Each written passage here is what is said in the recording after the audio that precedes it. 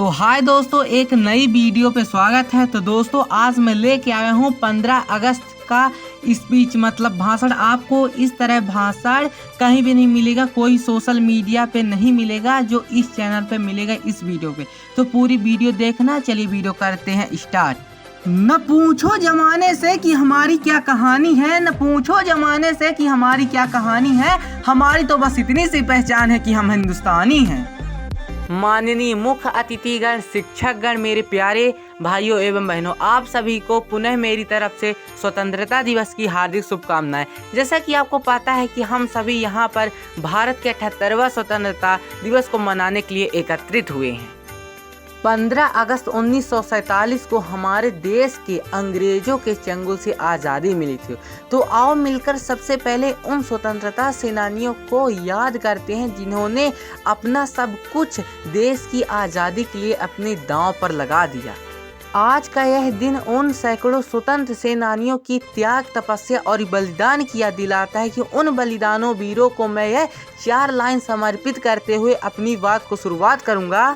आओ झुककर सलाम करें उनको जिनके हिस्से पे मुकाम आता है। आओ झुककर सलाम करें उनको जिनके हिस्से पे मुकाम आता है। बड़ा खुशनसीब होता हुआ खून जो देश के काम आता है।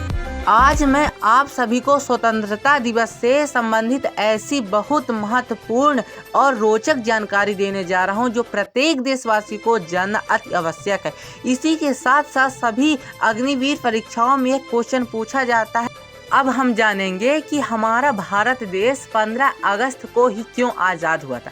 तो 15 अगस्त को क्यों आज़ाद हुआ था, इसके पीछे का क्या लॉजिक है, इसके पीछे के क्या कारण है, वो मैं बताने वाला हूँ। तो भारत की आखिरी वायसराय और स्वतंत्र संघ के प्रथम गवर्नर जनरल लॉर्ड माउंटबेटन 15 तारीख को अपने लिए लकी दिन मानते थे।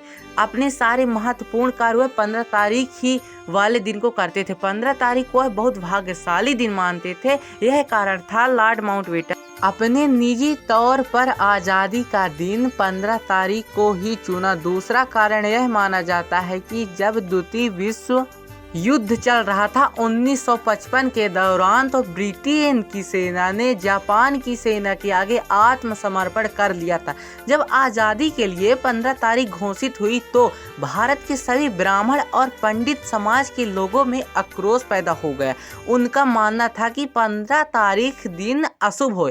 इस बात को काफ़ी चर्चा हुई। फिर यह डिसाइड कर दिया गया कि भारत में 14 और 15 अगस्त की आधी रात को आज़ाद होगा और हमारा देश इस तरह 14 और 15 अगस्त की आधी रात को आज़ाद हुआ। और उसी आधी रात को हमारे देश के प्रथम प्रधानमंत्री श्री जवाहरलाल नेहरू ने लाल किले पर एक जोरदार भाषण दिया। ट्रिस्ट विथ डेस्टिनी, भाग्यवधु से चित पर चित भेंट। अब जानेंगे कि झंडा फहराने का तरीका। 15 अगस्त पर आपने गौर किया होगा कि हमारे देश के प्रधानमंत्री लाल किले पर ध्वजारोहण करते हैं, जबकि 26 जनवरी पर देश का राष्ट्रपति लाल किले पर ध्वजारोहण करते हैं। ऐसा क्यों? देखिए, ऐसा है कि प्रधानमंत्री देश के राजनीतिक मुख्य होते हैं जबकि राष्ट्रपति देश के संवैधानिक मुखिया होते हैं, क्योंकि 26 जनवरी वाले दिन संविधान लागू किया गया था। तो इसलिए 26 जनवरी वाले दिन लाल किले पर झंडा राष्ट्रपति फहराता है, क्योंकि वह दिन हमारे देश के संविधान को समर्पित होता है।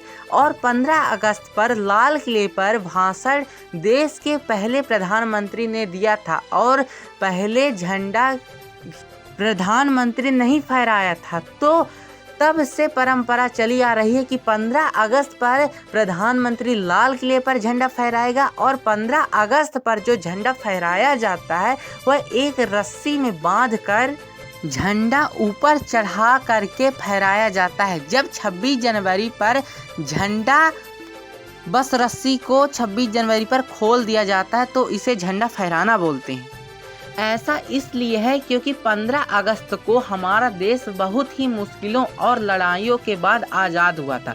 तो झंडे को चढ़ा करके फहराना उन बलिदानों और उन कठिनाइयों और उन तपस्या की याद दिलाता है कि हमारा झंडा कितनी मेहनत के बाद आज़ादी के शिखर तक पहुँचे हैं और ब्रिटिश सरकार ने अपना झंडा उतार करके भारतीय तिरंगे को ऊपर लहराया था। जबकि 26 जनवरी को देश आज़ाद हो चुका था, झंडा केवल बांधा रहता है, उसको हम झंडा फहराना बोलते हैं। 15 अगस्त पर जो झंडा फहराया जाता है उस प्रक्रिया को हम ध्वजारोहण कहते हैं, और जो 26 जनवरी पर झंडा फहराया जाता है उसे हम झंडा फहराना बोलते हैं।